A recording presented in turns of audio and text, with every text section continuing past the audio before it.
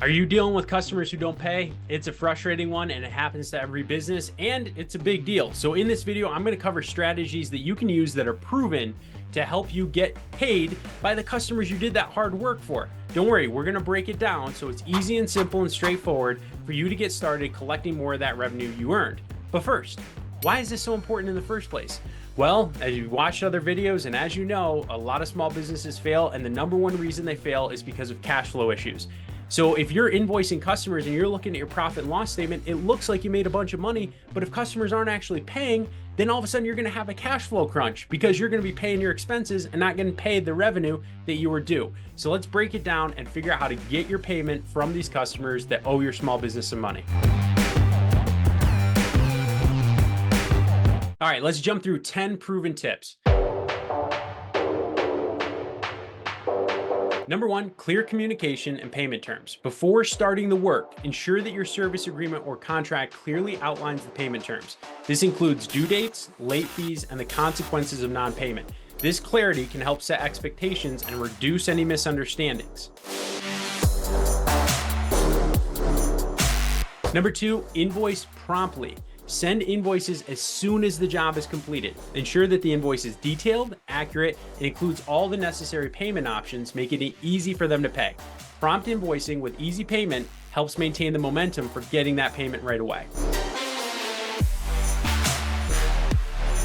Number three, friendly payment reminders. If a payment is overdue, start with a friendly reminder. People often forget or overlook invoices, so a polite reminder can prompt them to act. It can be an email, a phone call, or a letter, just depending on what you feel is most appropriate for the situation.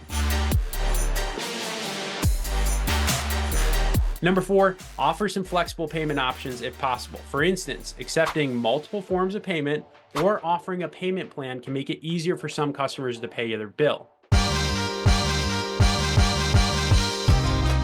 Number five, direct contact. Hey, if reminders don't work, try to get in touch directly with the customer. A personal phone call or a visit, if feasible or appropriate for your type of business, can help you understand any underlying issues that might be causing the delay and find a mutually acceptable solution. You want to work together to get paid. Number six, late fees and interest. If your contract allows for it, you should build this in. Apply late fees or interest to overdue invoices so you incentivize them to pay on time. Make sure these terms are clear from the outset. And here's a little trick you can use too.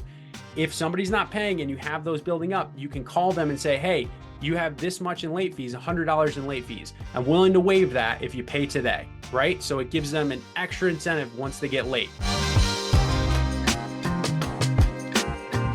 Number seven, be sure to stop service. For ongoing services, consider stopping work promptly. Once people get past due, this can be a pretty powerful incentive for customers to settle their accounts. Number eight, if you really need to, look into a collection agency. You usually don't have to pay them. They just take a percentage of what they were able to collect. So this might be a last resort, but you could use this if it's affecting your business in a big way to get some extra help getting that money back. Number nine, for significant amounts, you might need to consider legal action. So consult a lawyer. It's not a bad idea to have a lawyer consultation even ahead of time and just be like, hey, what can I do if people don't pay? There is small claims court is often used for lower amounts and can be navigated even without an attorney. Just depends on where you live, your city and state. Number 10, learn and adapt. After dealing with non-paying customers, review your processes to see if there are ways to minimize this issue in the future. That could mean that certain types of customers you might find are the ones who are most likely not to pay. Those might not be customers you want to go after anymore. So it might involve adjusting your credit policies or improving your invoicing process, or you might even consider getting upfront payments. Number 11, and this is probably the most critical, throughout the process, maintain a professional demeanor. Keeping your interactions civil and professional can preserve relationships and might make it easier to collect payment. Now, here's the thing too. You don't want somebody, even when you were totally in the right, to bash your business because they didn't like the way you collected payment, and people will do that. So you got to be careful, just stay professional, even though it's really frustrating. If you like this video, be sure to hit subscribe and like. And also, if you need a website for your small business, click on the link below for Mighty Sites. It's only $9 a month. for a simple professional website for a local service business.